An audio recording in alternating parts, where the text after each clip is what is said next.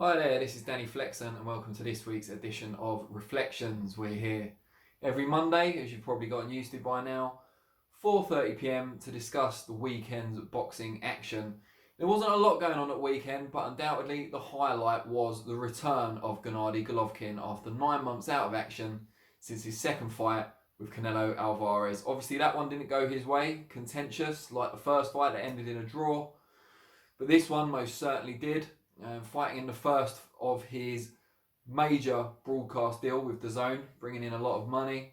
He dispatched Steve Rolls in the fourth round. Did a great job. What can we say?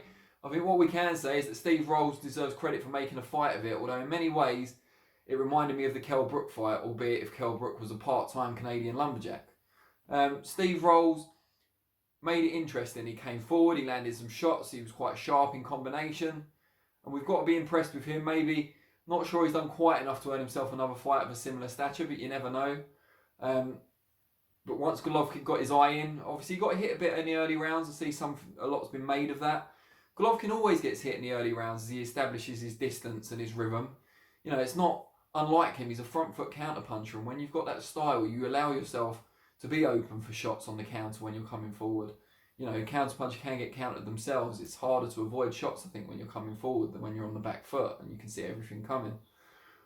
On the flip side of that, though, he certainly didn't look any more hittable than he has in the past. It reminded me a lot of the Brook fight, as I said earlier, because Rolls had his share of action early on, did well, had a bit of success, but never seemed to actually hurt Golovkin.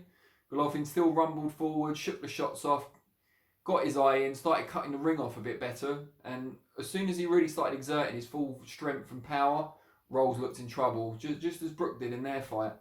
And eventually the big left hook, kind of awkward looking left hook that Triple G throws, ended matters in the fourth round. Rolls comes out of it with some credit.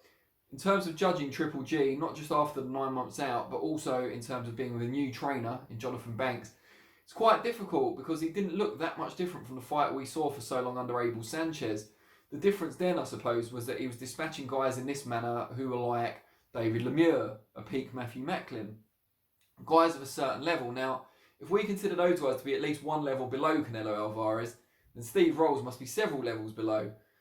Golovkin could easily have dispatched someone of a higher level than Rolls in the same way, but we don't know. That's the point. It's a great unknown. Now, he could fight Canelo in a trilogy fight in September. If that happens, it makes it very hard to predict what sort of fight we're going to see, because Golovkin wasn't in the ring for long enough or against opposition good enough to really see what he's got left. He certainly didn't look bad enough that anyone's going to say he's shot to pieces, so the fight can still be marketed, but he did show enough flaws, I think, that Canelo will not be at all worried about stepping in with him for a third time. He's already fought him near his best, near Golovkin's best. So I don't think he's going to be too worried about him getting quite a lot older than their last fight. You know, if anything, a bit rustier, and now not with the trainer that he's grown used to listening to between rounds for however long, since he first came to the US to be based here. Whatever the ins and outs of the split with him and Abel Sanchez, and not going to try and just credit Jonathan Banks as a trainer, he did great work with Vladimir Klitschko. These guys can't have the bond that Golovkin had with Sanchez. It won't just come overnight, and it will take time. So getting in with Canelo in only their second fight together is a big test for both the trainer and the fighter. But that's the only way, I think, against that sort of level of opposition, either Canelo or someone just below, that we'll truly find out what Golovkin's got left. Like to know what you thought of the fight and Golovkin's performance. Have I missed any clues there? Was there more to be told about his performance and what it means for a potential Canelo fight, or his future as an elite fighter in the middleweight division? Let us know below.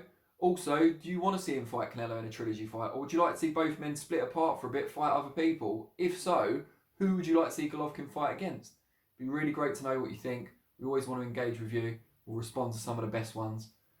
We'll be back next week, Monday, 4:30 p.m. for ReFLEXions, when by that point we'll be looking back on Tyson Fury against Tom Schwartz, among other fights. But also this Thursday, 4:30 p.m, FlexPectations will look ahead to that fight and all the other boxing action this weekend. Maybe there'll be a few little betting tips as well. Thanks a lot for your time. I'll see you again soon.